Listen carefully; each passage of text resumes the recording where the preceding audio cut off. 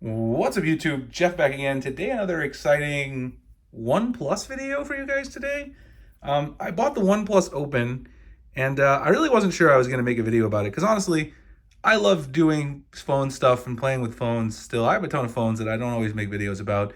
This channel's kind of evolved into mostly being about Samsung, but I figured, hey, some people might want to see this, and even though it's probably going to get, 500 views or less, I'll make one anyway to tell you guys what I think about it. Maybe I'll do a Z Fold 5 comparison video too. So, OnePlus Open, going to talk a little bit about it today. I got the green color, so sit back, and that's what we're going to get into. Before we get started, I do want to thank my son Jonathan. We got the T-Rex, the Raptor. He always gets some dinosaurs to hang out, which we do appreciate. Also want to remind you guys, if you're going to be ordering the Galaxy S24 Ultra, S24 Plus, S24, check out my new website, sammyguru.com, brand new revamped website. We redid everything, no longer hosted on a trashy Squarespace domain.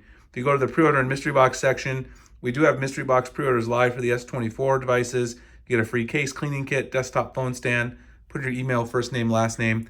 We cover shipping, no cost to you to do it. All you have to do is use our affiliate link at launch.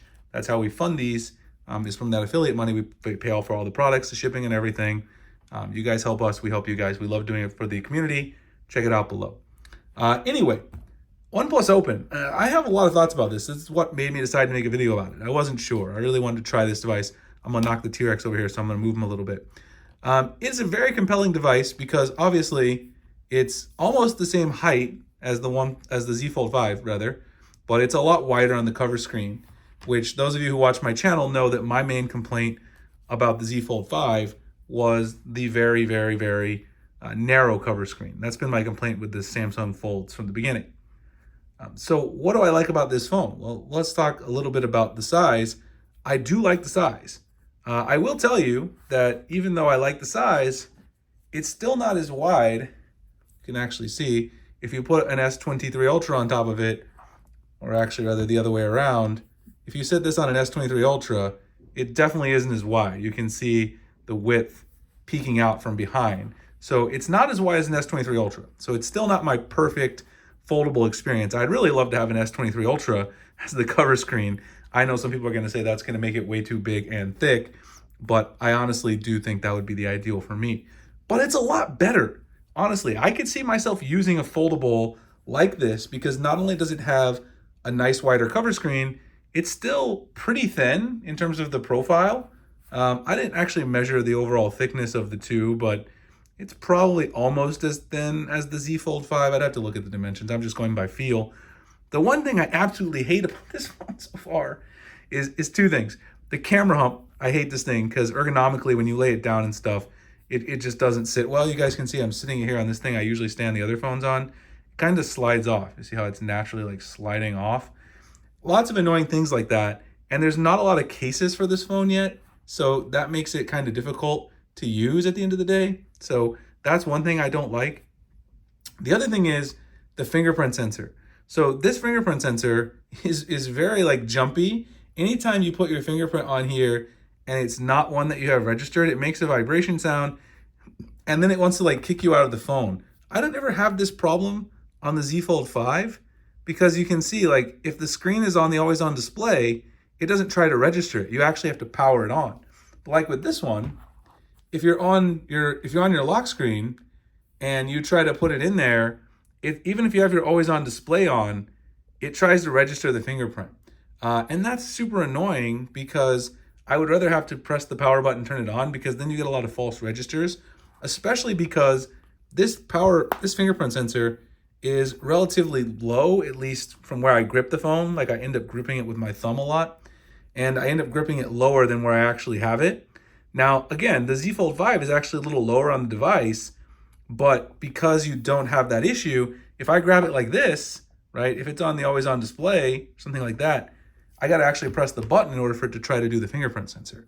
So that kind of vibration where it's, falsely registering the fingerprint, because they're not ones I have set up. I just grab the phone with my hand, and then it tells me I can't use my fingerprint. Well, some spam calls here. Decline that. It tells me I can't use my fingerprint because I've tried too many times because I grabbed the phone in a weird way.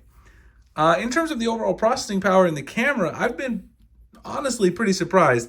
I don't like the camera hump. I didn't like it on the Xiaomi 13 Ultra, which I also just got the global model of that pretty recently. it's just kind of obnoxious. I'm not a huge fan of this giant circle in the middle. I don't think it's very ergonomic. It's the exact opposite of the Pixel camera bar, which I think is really good, really intuitive, and looks nice. And of course, Samsung's camera, on the regular flagship looks even better as well, in my opinion. But the camera performance is actually really good. I don't know if I'll make a full like camera style video. Let me see if I can grab a picture here.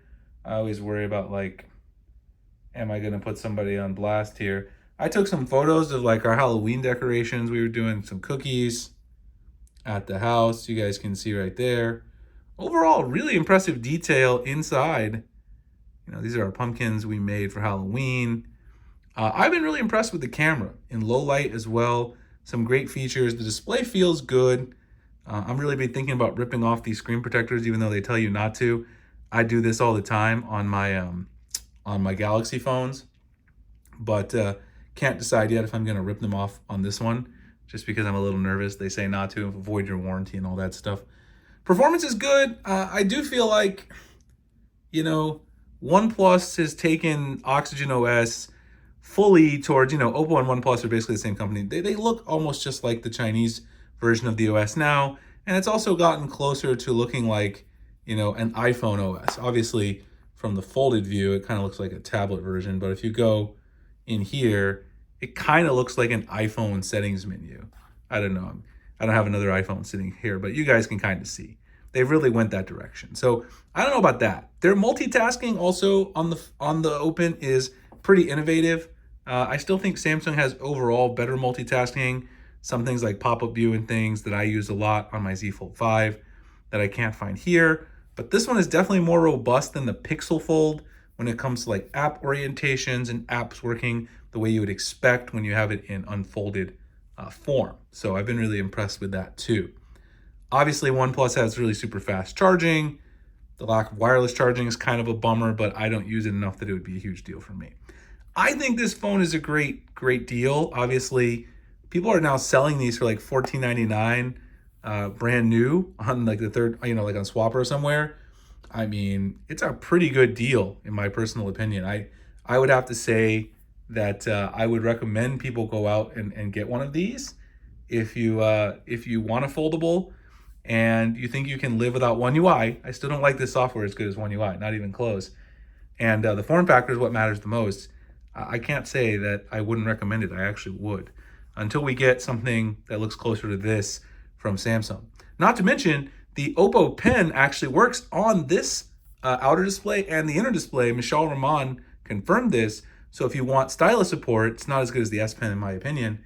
You can also get that. It's very expensive. I think it's like $150, $200. I might try it out. It's on GizTop, but you could definitely try that out if you need stylus support as well. Anyway, hope you guys enjoyed the video. If you did, like, comment, subscribe, hit the notification icon. Future videos like this. Again, if you guys want to order S24, S24 Plus, S24 Ultra, check out the mystery box program below. It's 100% free for you guys to sign up. Lots of cool goodies, accessories, etc. We love doing it for the community.